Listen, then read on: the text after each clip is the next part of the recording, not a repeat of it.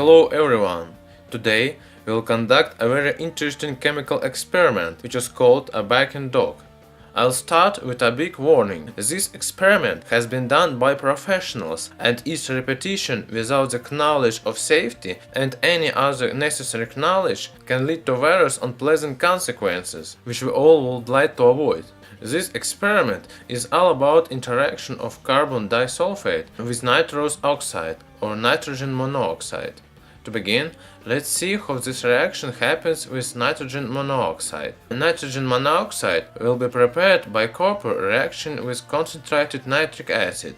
After this process, the nitrogen dioxide is released, which will pass through the water while it's reduced to nitrogen monoxide. We will fill such cylinders with nitric oxide, since they are usually being used to carry out the reaction. However, the reaction bike and dog goes even better if you use nitrous oxide. An interesting fact that nitrous oxide is contained in bottles with whipped cream, which are sold in almost all stores. Nitrous oxide is etched off pretty easily, and about 1.5 liters of nitrous oxide can be squeezed from one cylinder. After I filled all the cylinders with different gases, it's time to add the second component, carbon disulfide.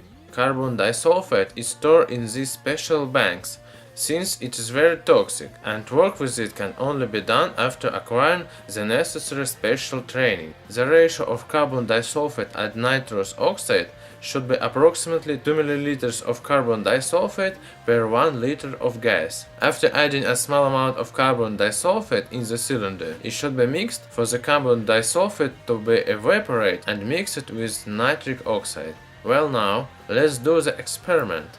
To start the reaction, I'm opening the cylinder and igniting the mixture of our gases.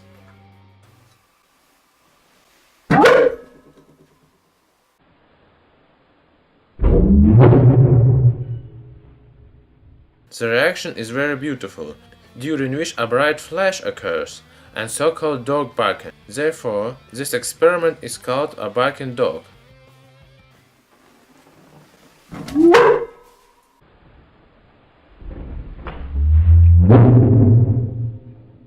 By the way, I have an interesting fact for you.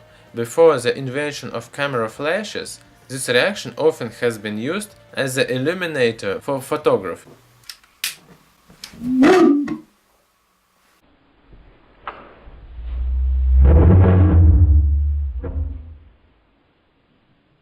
The reaction speed can vary based on how much carbon disulfide has been added. If carbon disulfide was added less than needed, the reaction will be slow, but it will produce more light. The equation of this reaction is: carbon disulfide reacts with nitric oxide, which releases carbon dioxide, nitrogen and sulfur, which is then deposited on the walls of the cylinder and which is very inconvenient to wash off. This experiment is quite complicated, but it has a simple analog. To make this experiment, take a bottle and fill it with ethanol vapor. After that, ignite the top of the bottle and observe a nice effect.